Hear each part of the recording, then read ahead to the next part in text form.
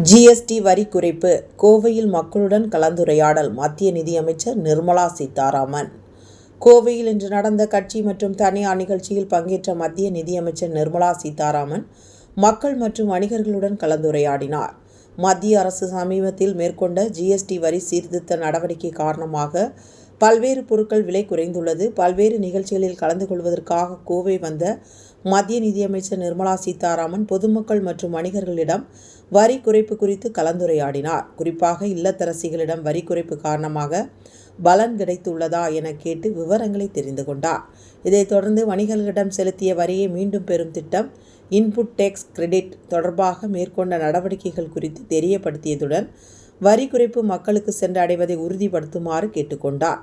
இந்நிகழ்வின் போது பாஜக தேசிய மகளிர் அணி தலைவர் வானதி சீனிவாசன் உடனிருந்தார். உங்களுக்கு ஒரு மாசாந்திரம் உங்கள் வீட்டில் நீங்கள் ரெகுலராக வாங்கக்கூடிய சாமான்னு பார்த்தீங்கன்னா ஒரு 10 ரூபா, 20 ரூபா, 30 ரூபா எந்த அளவுக்கு சேமிப்பு கிடச்சிருக்கீங்க? ரொம்ப கிடச்சிருக்கோம். இங்கே தான் வந்து வாங்கிட்டு இருக்கோம். இந்த மாதம் வந்து வாங்கும்போது ரொம்பவே கம்மியாகிட்டாங்க. இந்த மாதம் வாங்கும்போது ரொம்ப கம்மியாக இருந்துச்சு. வீட்டில் எத்தனை பேர் இருக்கீங்க? வீட்டில் இருக்கிறவங்க உணர்றாங்கன்னா கொஞ்சம் அம்மா போய் கடையில் சாமான் வாங்கிட்டு வந்துச்சுன்னா இந்த தீபாவளிக்கு எதாவது வாங்கினீங்களா? வீட்டில் ஃப்ரிட்ஜு, காரு, ஏதாவது ஸ்கூட்டரு, மோட்டர் பைக்கு மாதிரி